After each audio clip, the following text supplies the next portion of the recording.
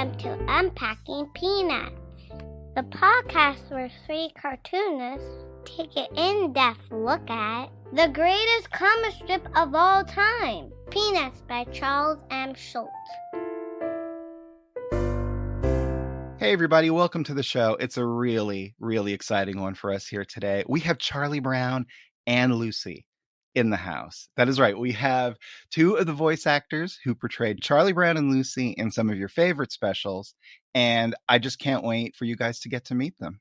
I'm Jimmy Gownley. You might know me from Amelia Rules or graphic novels like The Dumbest Idea Ever, 7 Good Reasons Not to Grow Up. Joining me, as always, are my pals, co-hosts, and fellow cartoonists. He's a playwright. He's a composer, both for the band Complicated People, as well as for this very podcast. He's the co-creator of the original comic book price guide, the original editor for Amelia Rules, and he is the cartoonist behind such great comic books as Strange Attractors, Tangled River, and A Gathering of Spells. It's Michael Kohn. Hey there. And he is the executive producer and writer of Mystery Science Theater 3000, a former vice president of Archie Comics and the current creator of the Instagram strip Sweetest Beasts, Harold Buchholz. Hello. So, joining us today, we have Duncan Watson. Duncan was a voice actor from 1975 to 1977, playing the voice of Charlie Brown in Be My Valentine, Charlie Brown. You're a Good Sport, Charlie Brown, my personal favorite of this era, and the first feature-length Peanuts movie, Race for Your Life, Charlie Brown. And we also have Melanie Kohn with us. Melanie played Lucy in those very same specials. And recently, Duncan and Melanie have been attending comic book conventions together, so you can go out and meet Charlie Brown and Lucy your own self. But today we're lucky enough to have them on the air with us. So I'm so happy to welcome to Unpacking Peanuts, Charlie Brown and Lucy, Duncan and Melanie. Thank you so much for coming and joining us on this podcast today. Thank you for having us. Happy to be here. And not as happy as we are to have you. I'm so excited about this. I wish our listeners could listen right now, or could see rather right now. What I have my pumpkin hollowed out, and it is on my head as a protective device because that's how excited I am. I don't want to cause any injuries to myself. So, guys, take me back. What age are you when you first get the call that you're going to be a voice in one of the Peanuts shows? Duncan? Well, so I was living at the time in Tiburon, California. I was around 12 years old, maybe 11, 12 years old. And I was at recess and coming back from recess, heading towards my class. And I noticed there was a queue of people outside a classroom that was not my own classroom. And oddly enough, I just joined the line. I didn't even know why I was in the line. And as I worked my way up to the front of the line, the people, I sat down at the table, there was a little recording device there, and they asked what character I wanted to read for. And I said, I have no idea why I'm even here. I wanted to read for Charlie Brown. I said, well, that sounds good. I read 2 or 3 lines, and that was it, and went back to class. And then I heard back from them a couple of times because they would call you back as they started narrowing down the field. About, I think, 3 or 4 times where it got narrowed down, and then finally got the call that that they had selected me as the voice. Now, did you get more, progressively more nervous once you knew what it was for? No, not really, because I was a kind of a go with the flow kind of a guy. Very much very California. Just let it all happen, and so I didn't really fully comprehend what I was competing for, and I was just using my regular voice. I wasn't, as a voice actor, it's a funny thing to basically be hired to use the voice. I'm inhabiting a character, but I'm using my own voice. Right. No, Melanie, how about you? Oh, I had a completely different experience. I was living about maybe 20 miles north of where Duncan was. We didn't know each other at the time. My sister voiced Lucy from 72 to 74. And as we have told you prior, they only use children for Peanuts. They still do. They only use children's voices for the Peanuts characters. So they don't tell you when you retire either. So my sister was voicing Lucy, and one day they called my parents for me, not for my sister. They wanted me to come in and audition in San Francisco. So I went in and I auditioned for Sally and Lucy. And they ended up saying that my voice was too deep for Sally and too high for Lucy. But they let me work into Lucy because they said my voice quality was similar to my sister's. And they didn't always do that. The Lucy voices always sounded different. But they wanted me to start out as Lucy. And I was about 10 or 11 years old. Had they met you through your sister doing the recording, or had they just heard that she had a sister? Or? I'm not sure. I don't remember. This was a long, long time ago. Mm-hmm. So I have bits and pieces of memory, as I think Duncan does as well. I don't remember, to be honest, if I had gone in with her when she recorded. Melanie mentioned how they don't tell you when they retire you, and that's a kind way of saying that, when your voice changes or it no longer sounds like what they're looking for, they obviously stop calling you. But I was in the middle of starting to tape It's Arbor Day, Charlie Brown, when clearly the onset of puberty started happening and my voice started cracking, and that was the last recording that I did. Well, I have to say, as a fan, if you got to miss out on one, Arbor Day is probably a good place to start, right? Pretty obscure. No one's putting up the Arbor Day decorations and waiting for that. But that's Melanie, what was your sister's reaction? Like, was she like, "Hey, man"? I could so make something up right now. Oh, you should. Absolutely. So we were actually, my dad had us signed up at a casting agency in San Francisco. So that's probably how they knew about me. And, I think that she probably had warning about being retired at a certain point. And, a lot of people don't realize that girls' voices change too. It's just not as dramatic. So she probably had a heads up that she wouldn't be doing it forever. But she did get to do the Thanksgiving special, which is pretty major because, as you know, the 3 holiday specials of Christmas, Halloween, and Thanksgiving are usually the most memorable for people. Yeah. Now, of course, in my house, we have all of them, and you have to watch all of them, or it's just not a calendar year. But so, Melanie, you knew about Peanuts, obviously, because of your sister. Duncan, were you into Peanuts? Do you have any memory of Peanuts before that, or did you just walk into the whole thing blind? Well, no, of course I knew about Peanuts. I was an avid Sunday comic reader, and so I was always, looking at the strip and appreciating at the time, the 10 or 11-year-old humor that was involved with it. But I've since become a fan only because I recognize that what makes Peanuts so universal is that it appeals to both children and adults can get a lot out of it as well. Yeah, that's something we talk about pretty much every week on this show, and that is like this astounding genius that Schultz really had, that he was able to somehow talk to everybody without talking down to anybody. It's really right. Cool. As actors, how aware are you?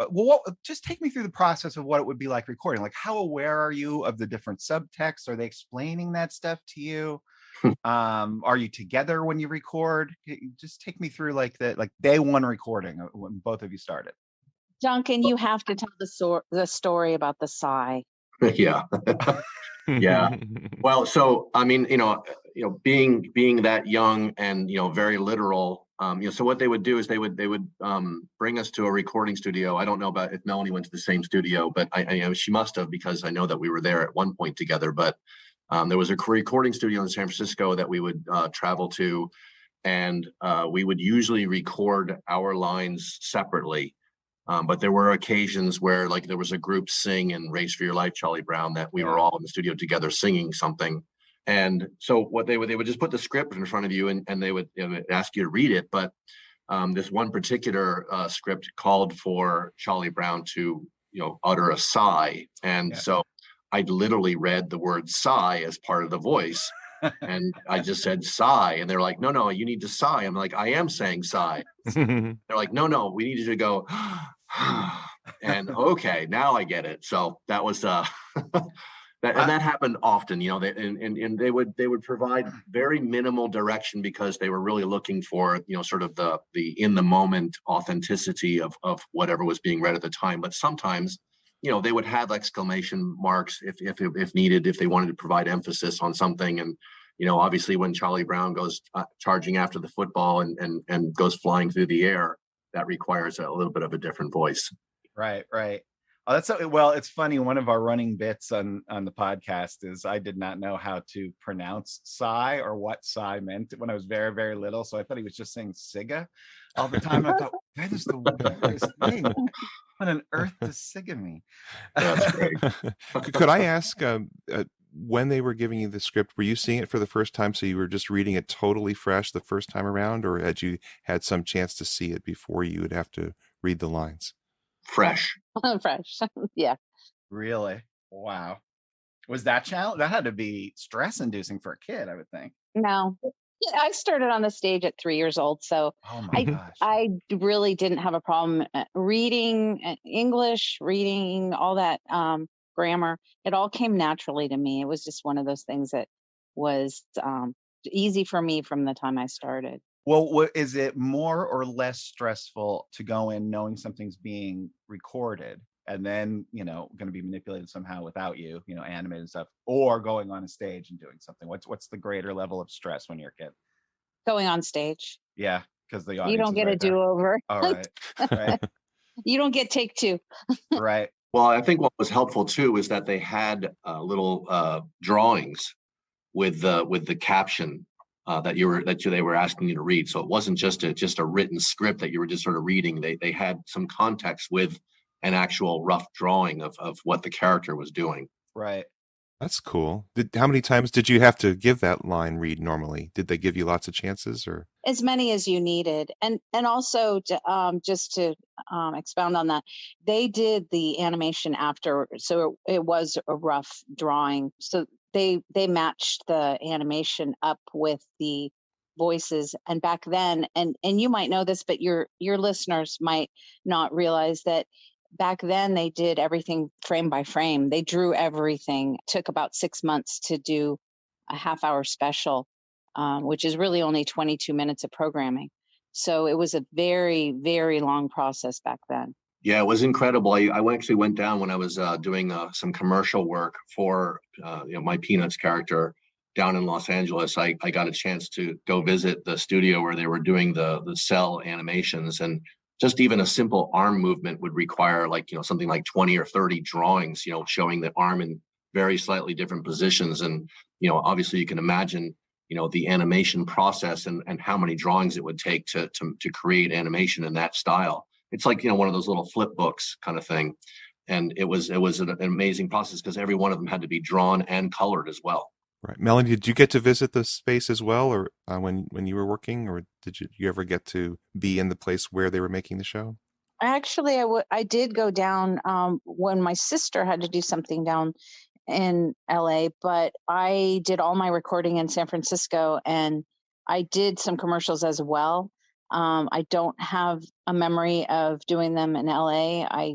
I believe I did them in San Francisco as well. Do you mind my asking, Jimmy? I'm sorry, I'm kind of taking this over, but it's triggering all these interesting questions for me. And one of them is, what was your feeling about the studio itself? Because we obviously have heard of some of the artists who worked there, and we know it was kind of dedicated to Peanuts for years. Was it very big? Was it like a big open space, or a lot of little cubby holes, or what did it seem like to you? My memory was a big room, and then I have a memory of a smaller room. Duncan had mentioned that we sang a song together for Race for Your Life, Charlie Brown. We were trying to figure out how we knew each other when we ran into each other afterwards, and I knew who Duncan was, and I couldn't remember now this year how we had met originally. And I remember a smaller room that we all went into to sing together. That's my memory. I don't know, Duncan, do you have a different memory? Well, there was a place where when they were doing voice recordings, there would be, several of the children that were there sort of in a waiting room. And then there's the engineer's booth that had the control panels, which I thought was amazingly cool. All these different things that you could slide and buttons you could press and knobs you can turn. And then the studio itself, there was a glass partition that they would have, and the room itself was not well lit, the recording studio, other than the place where you were reading from, and you would sit on a stool with headphones over you, and they would modulate your voice based on okay, well, where are you comfortable sitting, how far away from the microphone do you want to be, and they would move the microphone as necessary.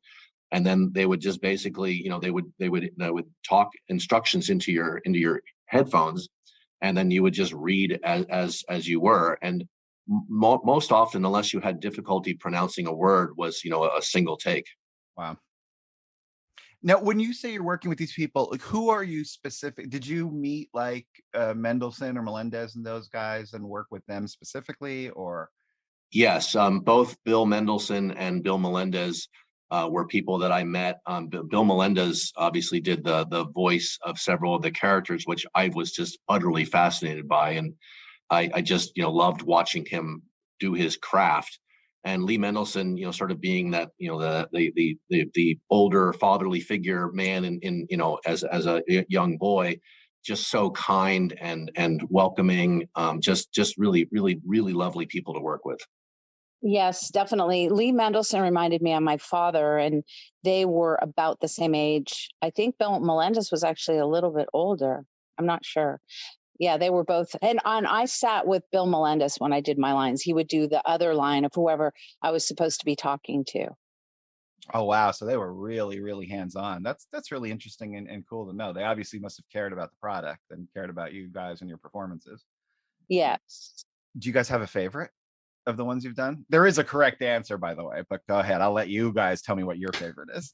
I definitely have a favorite. My favorite it's the Easter Beagle, Charlie Brown, just because Snoopy with Dancing with the Bunnies. I just always thought that was so cute. Yeah, that is a brilliant little sequence. How about you, Duncan? Well, mine would be my Valentine, Charlie Brown, because it was my intro to the whole Charlie Brown world, and I thought it was such an iconic feature that they came up with. Particularly the ambition of Charlie Brown thinking he's going to get so many Valentines that he has to bring 2 briefcases to school with him. That kind of optimism, I think a lot of people can identify with that. Certainly it's something that's mirrored my own life. Oh, well, that's amazing. Well, you're both wrong, unfortunately. The correct answer is you're a good sport, Charlie Brown. Oh, okay. That's the one that always did me in as a kid. And for whatever reason, I remember my parents, like, they watched they watched Valentine's and Thanksgiving and Christmas with me. Those were like big ones, and Easter. But this was the sort of off major holiday one that they also were into when it would air. So I have good memories of that one for sure. And this is why you're wearing a pumpkin helmet. That is correct. That is correct. That's a great Rocky moment when Charlie Brown puts on the pumpkin helmet and wins the motocross race. Do you guys feel any kind of connection with your characters, let's say before you were doing it? Obviously, I'm sure you do now, but these are huge characters that you guys get to do. I know. And probably because my sister has dark hair and I have red hair. Mm-hmm. So it was kind of like she was more like Lucy, but now people ask me when I go to shows, they ask me, and my husband goes to all the local shows with me, and they kind of look at him and he says, "Oh yeah, she's like Lucy at home." But I don't know that I didn't really talk about it much in my life. So, I mean, Duncan, you will have to answer this as well, but I kind of didn't really make a big deal about it and didn't realize that so many people had a connection to it until I started doing Comic-Cons last year. Wow. I had no idea. I never really brought it up much. Oh, that's amazing. Yeah, because it's not just one generation at this point. I mean, my kids know these because that was just something I had to share with them. They're such a huge part of my life and so many's life. How about you, Duncan? How do you feel about Charlie Brown? Well, sure. I mean, I identified with Charlie Brown early on because, I mean, the social awkwardness that Charlie Brown, experiences throughout his life in the strip.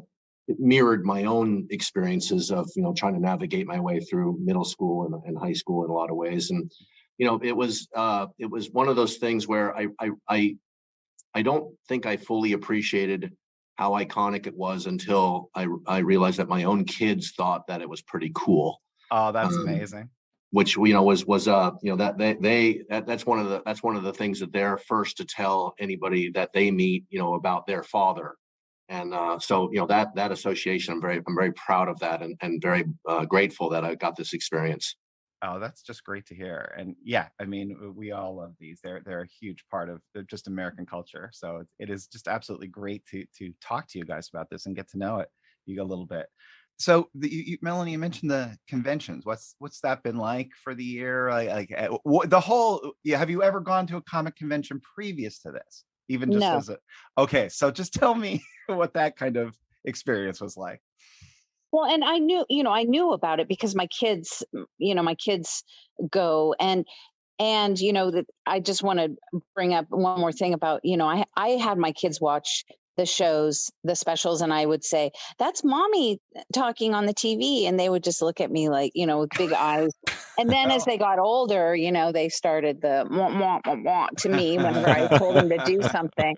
So they got a kick out of it. I actually got to I did a show in Vancouver, BC about a few months ago, and I asked my youngest son, he just turned 25. I asked him to be my money handler, and so he got to see what it was like. And I know he was amazed. He can be a little bit aloof sometimes, so I could see in his reactions, I could see in his eyes that he thought it was pretty cool. And he was working for the studio at the time that does the current Peanuts show, and so it was kind of cool for him to see the whole thing. But it's been amazing, and as I said previously, I didn't realize until I had people constantly coming up to me and saying, "I grew up with you," or "My mom loves you."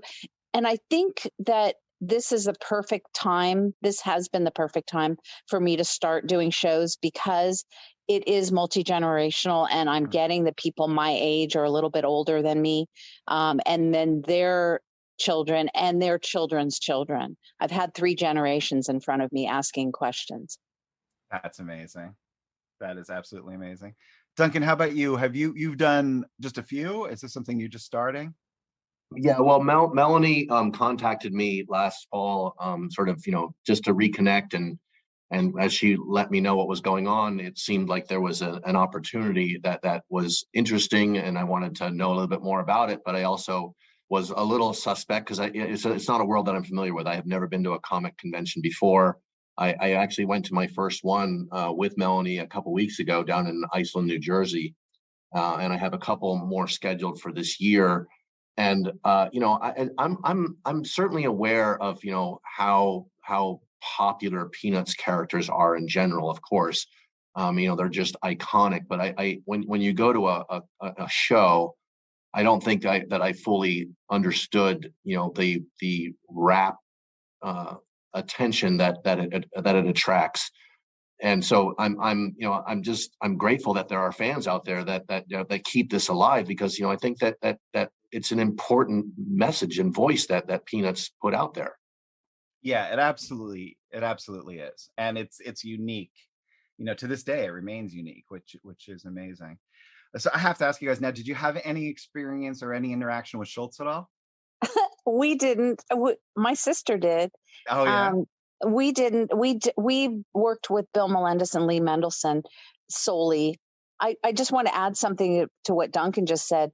We reunited. We saw each other face to face for the first time in 45 years. Wow. Just a few weeks ago when we did that show in New Jersey.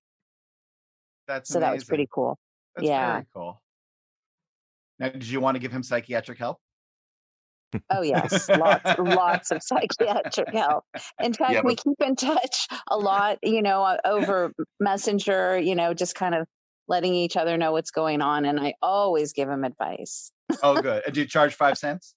Yes, nice. I do. But I'm getting much more value than the 5 cents. Nice. Well, listen, guys, before you picked a few strips that we're going to go over and just talk about what makes them cool.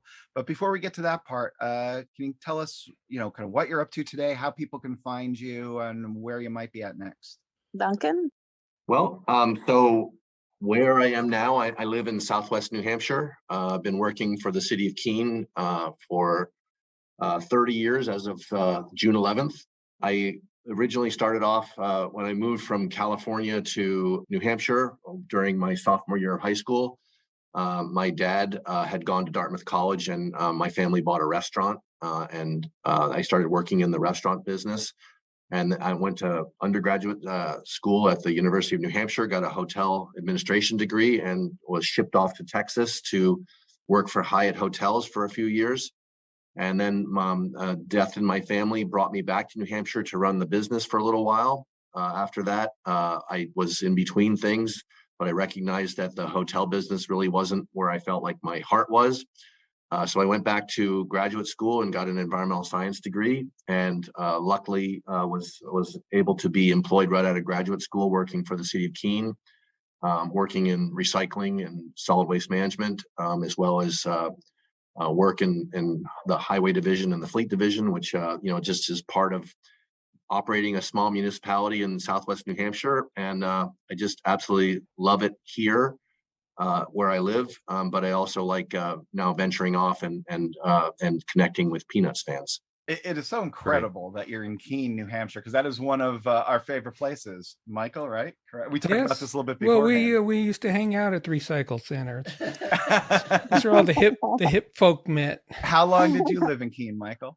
Keene and Marlboro, 20 years. Marlboro, yeah. So, and Michael wrote a stage musical for my comic book, Amelia Rules, and the girl who played Amelia was from Keene, right? Yeah. And there you go. So Keene is nifty. Melanie, how about you? Well, I left California around 1994. And I've lived in several places. I've worked mostly in the medical field. I raised 3 boys who are now young men, and they all work in visual effects in Vancouver, BC. And a little bit later in life, I got into radio. I've been on air back in my 20s, but I went back into it in the marketing department, and I always asked my clients if they wanted a male or female voice. And if they wanted a female voice, I said, well, what do you think if I do it? So I did a lot of radio ads, which was fun. And then I started doing this. COVID kind of changed everything. I was trying to figure out what I could do where I wasn't working for somebody else and, kind of semi-retired, so to speak. So this kind of fell in my lap when somebody contacted me last year and asked if they could buy 50 of my autographs. I'm like, yeah, sure. Yeah. So they got me hooked up with somebody else that got me into my first convention. And then I just took it from there. I just did what I did in radio, where I just contacted places, and if it was a no, then I didn't take it personally. I just moved on, and I've gotten more yeses than I have no's, to be honest. And, as Duncan said, I got a hold of him probably the end of last year, and we've got a few. Duncan isn't doing quite as much as I am because he's still working full time, as he said, and congratulations on your 30 years, by the way. That's impressive. That's awesome. And we are going to be doing Granite State Comic-Con in September in New Hampshire. I just thought I'd mention that. We've got a couple before then, and after. I think we have one before and one after. So that's going to be kind of cool. That's in Manchester, right? Yeah, yes. And they're very excited about having Duncan there. They didn't realize that, there was a Charlie Brown that came from New Hampshire. So. Right, yeah. That's a big deal. That's amazing. Yeah. So I've been, I've been doing this for, I started last year, and then there was quite a bit of time, about 6 months, where I didn't do anything. I did go sign at the Charles Schulz Museum in Santa Rosa. I did that last August. Oh, tell us about that a little bit. Because I've been there. I was the artist in residence for a week. Isn't that the most magical place in the world? Oh, yeah.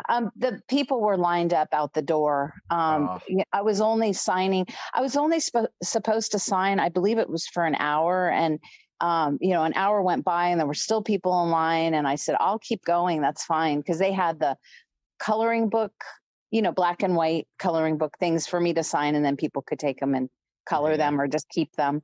And it was just, there were so many people there. It was really cool. And then I just started getting a hold of places all over the country. I haven't been out of the country yet, except for Vancouver, BC, and just flying around or driving around Texas. And I do list my events on my Facebook page. It's at Melanie J. Kohn, and that's Kohn. And as they come up, as they're promoted, I list them. I don't list them before they're promoted because sometimes the promoters don't like that. So.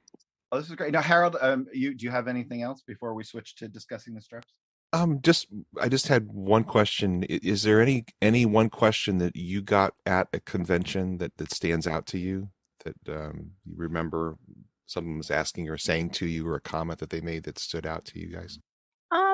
Not really. I think mostly, people will come up and they'll have quotes, and a lot of times I'll say, "Oh, thank you. I think I'll use that." I tend to put a quote on my 8x10s when I sign them because my signature is ugly.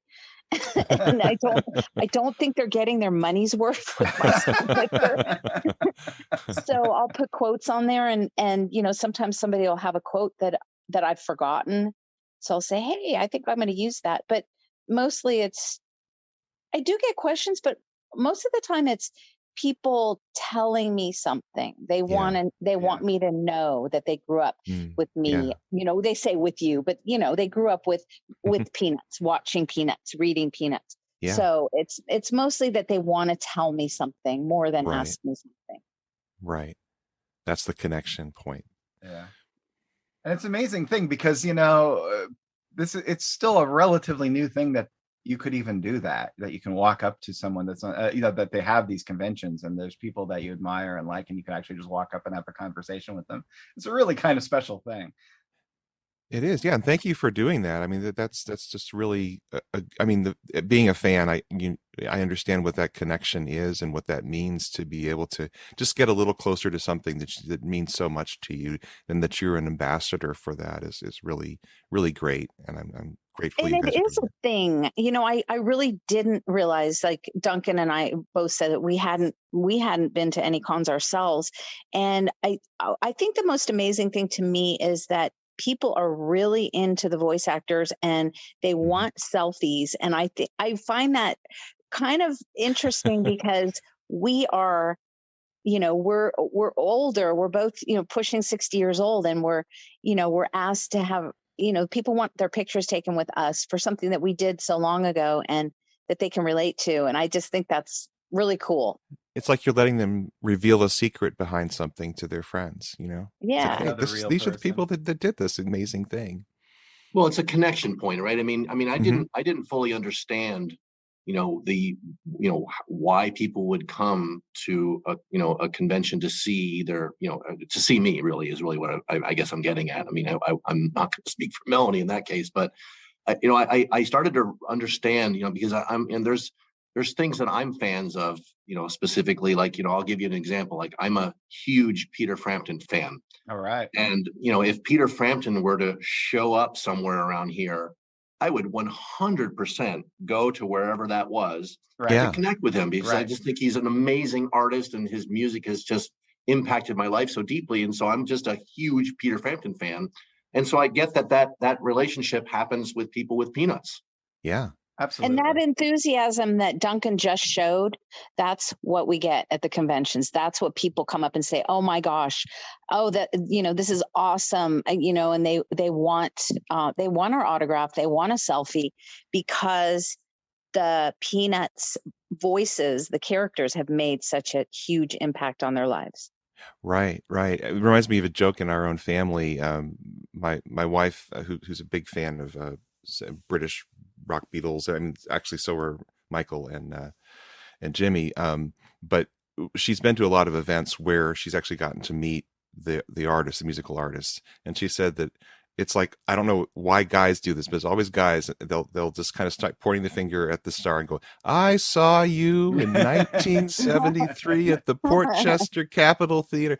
It's always that they're saying, "Hey, I know you. I know you. Yeah. I know you." And also, people are like, they'll say that. They'll say, "Oh, my mom loves you," or "I grew up with you." And I've had people cry. I've had people so nervous that they can't talk. Yeah. So it's like, it's really interesting to see how, and I know too, because I'm a fan of some things, that I would be the same way. Yeah. Yeah. Oh, that's great. And that's great that you recognize that and that you guys, get something in return for it. It's really wonderful. And it's wonderful that you both agreed to be on our podcast. I cannot tell you how much it means to me, because I'm one of those people that have those voices in my head. Like, for instance, now that I'm an older man with less worries about, let's say, how much hair I have, I often think of that joke of, besides, I don't have that much hair to cut, at the end of You're a Good Sport, Charlie Brown, where that's what he wins, is the haircuts. I think of that, twice a week. Well, I know this is going to crush you, Jimmy, but I've only seen You're a Good Sport, Charlie Brown once. Oh, no, really? Yeah. Yep. That's like Finding Dylan. I don't really like that song, man. It's not that I don't like it. It's not that I don't like it. It's just not one of those ones that I don't know how to. You're wrong. I'm sorry. It is one of those ones. That one's hard to access, right? Well, which one is your favorite? You said it was the first one you did was Valentine's Day. Right. Yeah, but I mean, what I do also, I really did like Race for Your Life, Charlie Brown, because of being the first feature length movie that Peanuts did. I was down in Miami, Florida, visiting my aunt and uncle, and that's when it hit the theaters. And I remember going to the theater, which was back in those days. This is in the days of Star Wars, and those big features. And sitting in the air-conditioned movie theater and hearing my voice, which was not far removed from where I was at the time, because this is when I was like 14 years old when shortly after it came out. So, and that movie, I mean, that sold out Radio City Music Hall. And it was the same year as Star Wars, wasn't it? 77. Yeah. Yeah. No, I have the same memory of that being a big deal because, back then everything went to the theaters first. Right. Although I will say that one of the things that, and Melanie at least will understand this, was that I think the biggest thrill of the time, when I started recognizing that this was a bigger thing than I was giving it credit for, was when my name appeared in the TV guide. Oh yeah. In the newspaper. Yeah, I mean, those TV guide, that is ubiquitous. That was like the most read thing in America. That's when you made it, I would imagine, in 20th century America, for sure. And I still have copies because my grandma would mark, she put a little mark by my name and send it to me. So I still have, and I actually take them to the cons and show people. I show people the old TV guide, and also I have a script from the bread commercials, which have the little, showing the little TV screen and what's going to be on when I'm saying a certain line. Oh, that's cool. Well, guys, this has been fantastic. Thank you so much for being on our show. How about we just take a quick break now and then come back and we discuss some of your favorite strips? And I have a bit of trivia for you that I only found out about very recently, which I'll share with you. Oh, fantastic. It's a cliffhanger. So now you guys got to come back from the other side of the break. All right. I just want to take a moment to remind you that all three hosts are cartoonists themselves, and their work is available for sale. You can find links to purchase books by Jimmy, Harold, and Michael on our website. You can also support the show on Patreon or buy us a mud pie. Check out the store link on unpackingpeanuts.com. All right, we're back. I could barely make it through the break. Duncan, what is the piece of trivia that you got for us? About a month ago, I found out that I voiced the character Franklin in You're a Good Sport. Are you serious? And you didn't know? How did that happen? I had no idea. I informed him because I found out that I voiced Loretta in in You're a Good Sport, Charlie Brown. And I saw that I was credited for Loretta and Duncan was credited for Franklin in that one show. Oh, that is amazing. And you had no idea. Now, look at a side note. Were you paid for that? No. And that's really okay. All right. If you're okay with it, I'll let it go too. Yeah, I don't think we're paid for it because we would have known, because we would have been getting residuals, which we still do, by the way, get residuals. As small as they are, we still get them. That's great. That is great. Yeah. Hey, you don't know whether to cash them or frame them, right? Oh, I wouldn't care. Or For 2 cents, I'd cash it. Or if I guess you could probably sell the checks to your fans that's for a more good than idea. you get to cash them. This authentic residual check. All right, so how about we go through, we're going to do 3 of Duncan's picks for favorite Peanuts comics, discuss them, and then we're going to do 3 of Melanie's. December 7th, 1969. Charlie Brown and Linus are outside on a beautiful blue spring-like day. Linus looks a little upset. They're both carrying their school books. They walk for a little bit. Finally, Charlie Brown notices that Linus is upset, and Charlie Brown asks, "What's the matter?" Linus says, "What would happen if I decided not to go to school today? I mean, would it really matter? Would one day make that much difference in my life? Would anyone really care? What if I just turned around right here and didn't go to school today?" And Charlie Brown says, "You'd waste a good lunch." Linus sighs. Well, that basically is my philosophy, Duncan. I know, like, lunch is basically the highlight of the day. So I agree with Charlie Brown on that one. Yeah, I'm a fan of breakfast, lunch, and dinner. I'm just very. I mean, the reason I picked this strip was that I'm a very food centric person, and I do plan. Like I like to travel to eat. Oh, really? I'm just a big fan of food, in particular Mexican food. But yeah, I've always been very focused on food. I'm very interested in. I'm actually a pretty decent cook. My family owned a restaurant for a number of years. So food is it's food is community, really. It's food is what you do when you sit down and gather and talk about your day, and and then also taste exquisite things, hopefully. Well, absolutely. I couldn't agree with that more. I would say, too, as far as a little piece of cartooning here, my highlight is looking at the little lunch sacks that Schultz drew. Somehow they look exactly like little paper lunch bags, even though they're only made of 3 lines.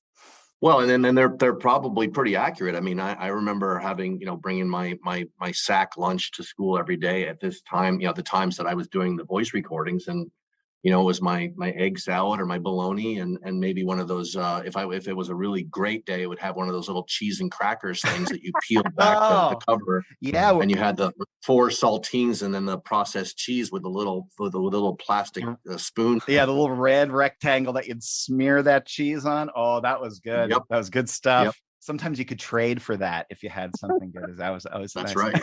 That's right. We got to eat zingers only because they had the peanuts on them, the Peanuts characters on them. So there was a perk. September 22nd, 1957. Charlie Brown and Lucy are outside. Charlie Brown looks furious. Lucy is sitting, holding a football, waiting for Charlie Brown to kick it. Charlie Brown says, "No, absolutely not. You must think I'm crazy. You say you'll hold the ball, but you won't. You'll pull it away and I'll break my neck." Why, Charlie Brown, how you talk? I wouldn't think of such a thing. I'm a changed person. Look, isn't this a face you can trust? "All right, you hold the ball and I'll come running up and kick it." Charlie Brown does just that. Unfortunately, "She did it again!" whump. Charlie Brown lands flat on his back. I admire you, Charlie Brown. You have such faith in human nature. Yay! Well, that made my day. That is so cool. Oh, well, tell us about this one, Duncan. I mean, obviously, this is a classic Peanuts scenario here. Yeah, well, I mean, it's. I mean, obviously, it's one of the most iconic things between Charlie Brown and Lucy, and I mean, you got to give Charlie Brown some credit. I mean, the guy has had how many experiences of football being pulled away, and yet he thinks, well, maybe this time, and so I just love the fact that that Charlie Brown is always the guy who will pick himself up, dust himself off, and give it another try. Yep. I don't ever want to lose that aspect of how I view life. Right. Absolutely. Because it's thought of, oh, well, Charlie Brown's the loser, but it's partly because Charlie Brown will constantly put himself out there. He's willing to risk failure, which is actually a big secret to life, is being willing to risk failure. I admire that too. Right. Well, Charlie Brown's the ultimate optimist. Yes, I would agree with that. And if Charlie Brown ever got to kick the football, then he wouldn't be Charlie Brown. Right. Now, here's a question. We had a guest on a few weeks ago, William Pepper, and he hosts a podcast called It's Podcast Charlie Brown, and it's a great podcast. And he was talking about Lucy, he thinks ultimately has Charlie Brown's best interests at heart. That he believes that maybe she's just trying to make him better somehow. What do you guys think about that? I really don't know about that. I mean, I think that the person who you're talking about probably has more knowledge or has read more strips than I have. Yeah, but you got to be Lucy, so he's wrong if you disagree. That trumps reading strips. Okay, well, if my opinion matters, then yes. No. All right. No. Well, yeah, your opinion matters. All right. Well, then sorry, Lucy, she's just a bully. You know what, though? She's great at it. Oh, yeah, definitely.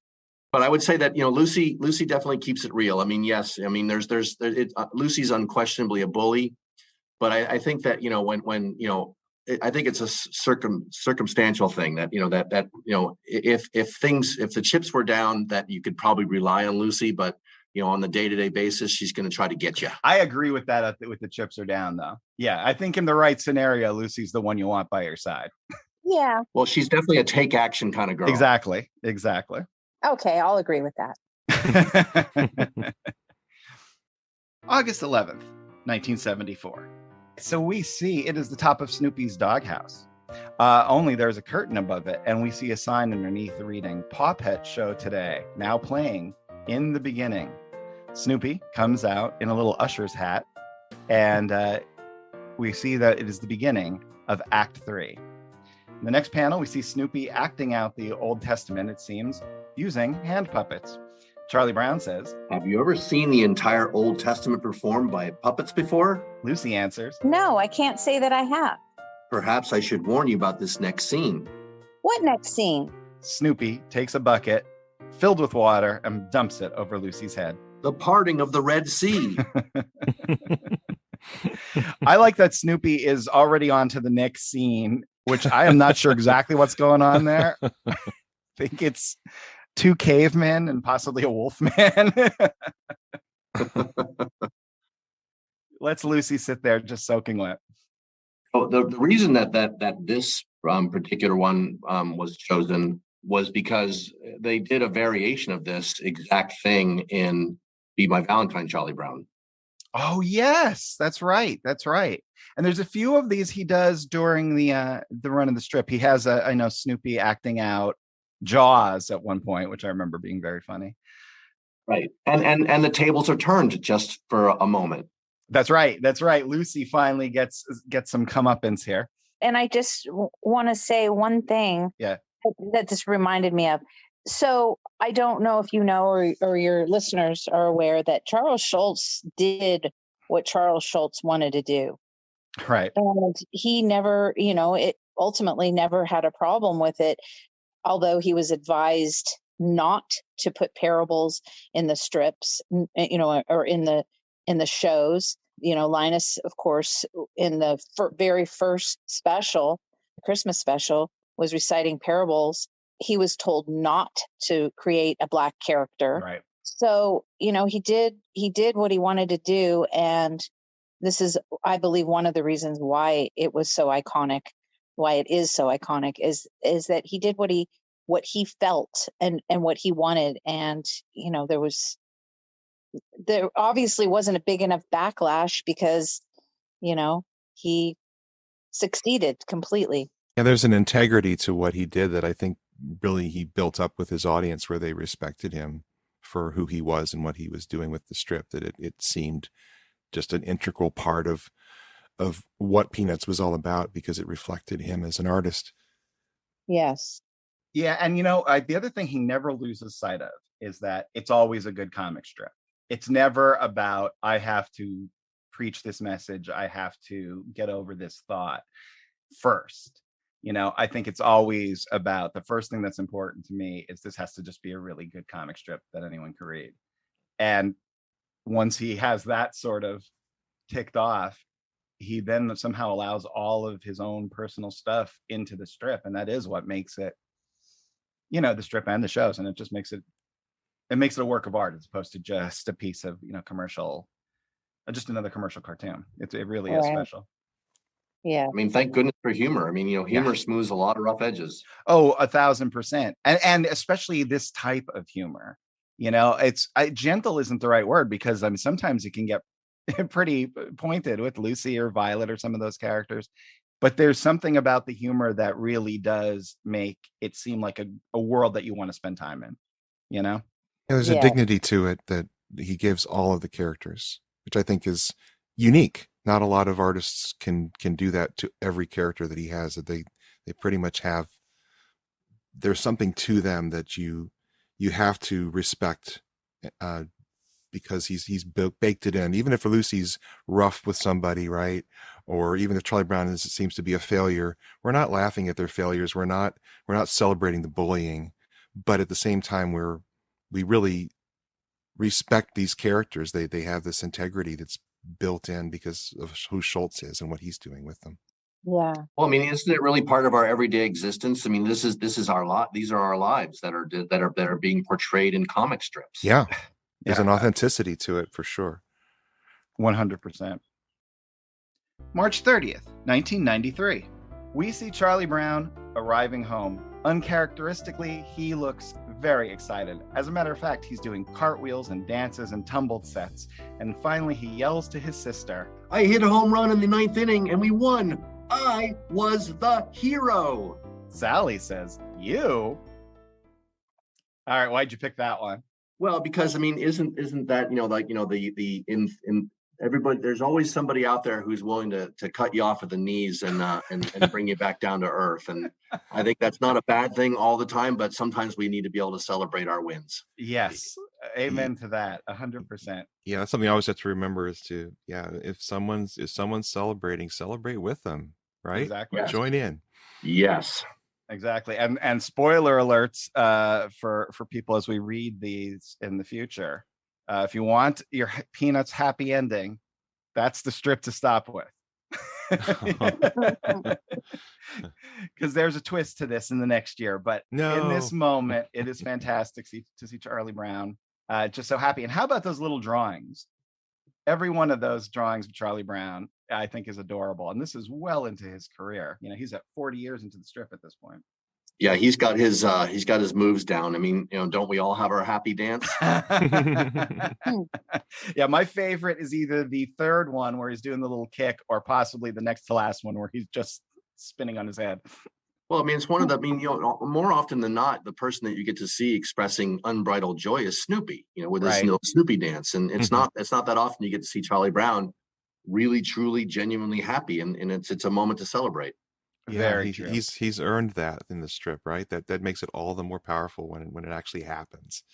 Yeah, and think about this. If this strip is run in 1958, it kind of ruins the strip. Right? Because it's, we don't know this at the time, but we have, 30 some years to go yet, 40 some years to go. But having it happen in the 90s or early 1990, it is a joy. It's exciting. It's a thrill.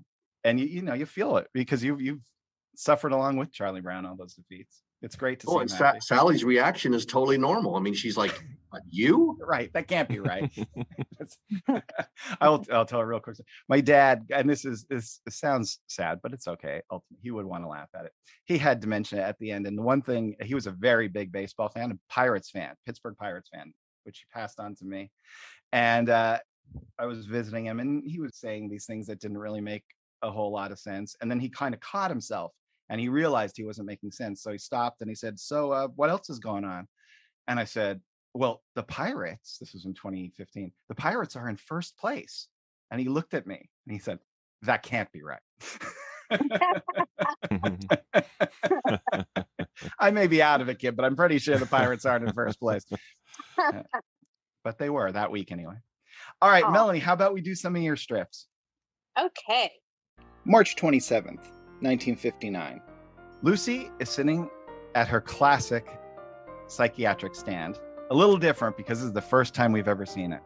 But she is sitting there and the sign says, "Psychiatric help, 5 cents." Charlie Brown walks up and says, I have deep feelings of depression. What can I do about this? Lucy looks away in deep thought. Snap out of it. 5 cents, please. Charlie Brown looks chagrined. That's the face we have described as chagrined for all these strips. Melanie, I stand corrected because that exact exchange there really did capture Lucy for me.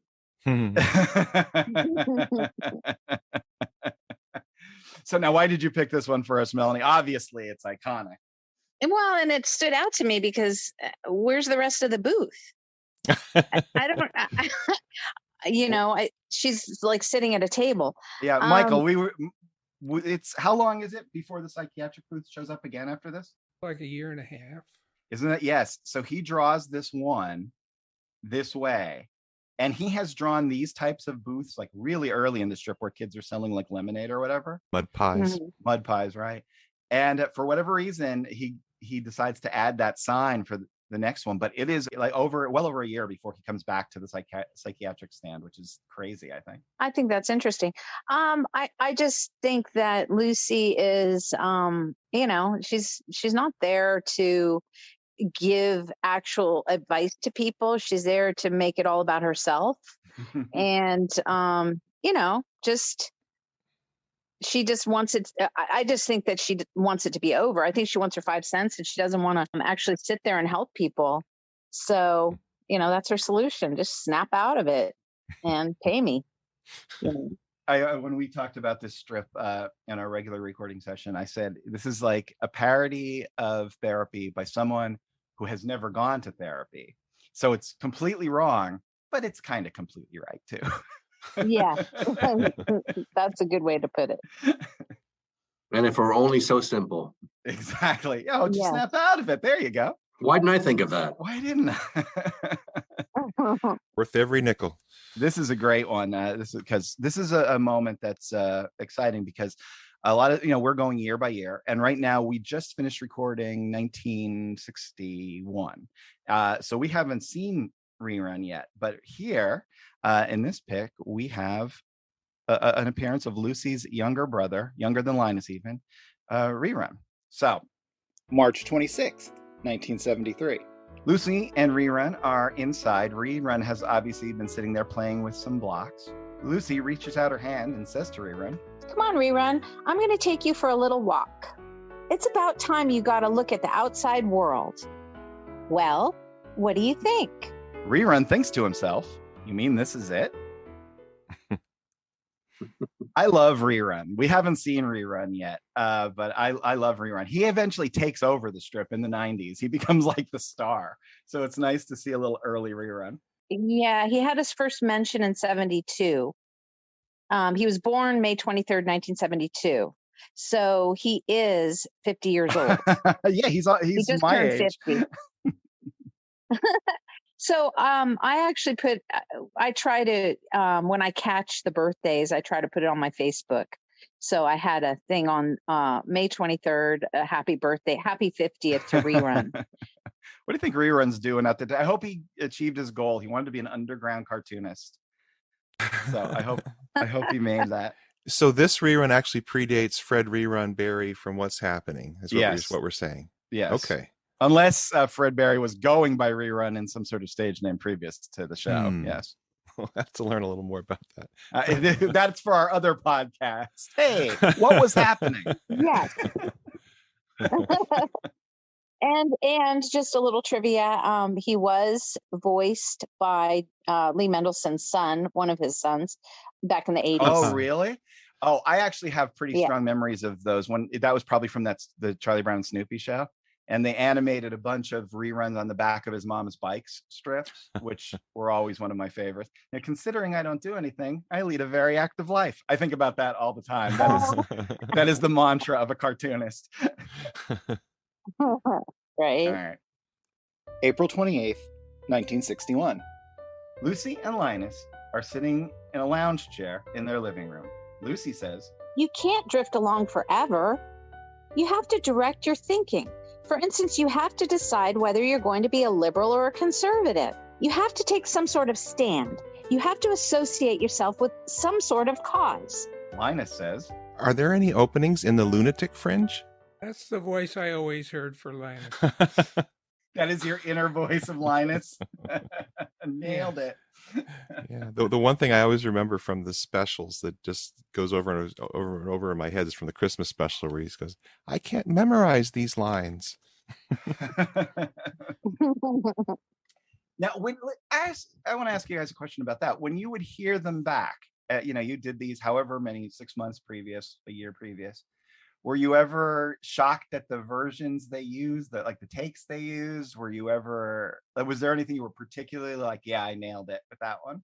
Actually, I've been asked the opposite, and I definitely have. Well, somebody asked me, what was your least favorite line? And I have a least favorite word because my father was from New York and my mother was from Chicago. So growing up in California, I didn't think I had an accent. So, but I did say certain words a certain way. And one of the things that I noticed in the Easter special was I said candy. And I always have said candy. I have a hard time saying candy. So that was one thing that kind of made me cringe. And my mom kind of teased me about it. She said, oh, listen to the way you said that. You didn't say it properly. Well, I must have said it properly because Bill Melendez didn't have me do it over. So right. If Bill thinks it's right, it's right. It's got the right sound. Yeah, exactly. Did you have any other siblings, Melanie, other than your sister? No, not at the time. I do now. I mean, as of 31 years ago, I do have another sister, but at the time, no, it was just the two of us. What's your thoughts as the voice of Lucy toward Linus? I think that, maybe for me, it was, I didn't get to be a big sister in real life. I was the one that was always picked on. And, I didn't have a say in anything growing up. So I guess, that's one thing that I kind of liked about being able to, pretend to be bossy. Well, that makes sense. That's why I started this podcast, so I could be bossy to these. Yeah. April 28th, 1961. Here we have Linus and Lucy standing outside. Linus is speaking. Lucy is rolling her eyes skyward. Linus says, I don't understand what you're so worried about. Why should you care if I have any opinions or personality or character? Because if you don't have any character, it's a reflection on me. Linus says, aha! Once again, it's all about Lucy. Yeah, she's shown her hand here, right? Yeah. Now, here's the question. Is Linus leading her into a trap, or is he just happy that he notices the weakness? I think I interpret it as he's happy that he notices, it's like he caught her. Finally. He caught her on it. Yeah. One of the mysteries of life is now revealed. Yes. But now we have a new mystery, because what happened to Linus's eyebrow in the third panel has disappeared. Uh-oh. So now we have to figure out. Every once in a while, there's something strange happens, either because when they were reproducing it, the negative, something got wiped off or erased, or someone in a production facility tried to put a line in, and it just always stands out to lunatics like us. But, well, listen, guys, this has been beyond exciting for me. It was so kind of you both to take your time and talk to us today. And I know our listeners are absolutely going to love this episode. Before we let you go, is there anything else you want to leave us with? Any place you want to direct people again, or anything like that? Well, I think that I've come to the understanding over years of sort of following Peanuts, but recognizing that it's going to transcend generations. I mean, yeah. If I ever get grandchildren, I suspect that they'll at least be aware of Peanuts and Peanuts characters, and that I'll still be cool. 100%. Likewise, my children, if you're listening out there, if I ever get grandchildren, I hope for the same. I look forward to watching Peanuts with my future grandchildren. In the meantime, please keep an eye on my Facebook. It's at Melanie JKOHN is my last name. And I do put my events on there as I said at the beginning, as I'm able to, as they're promoted.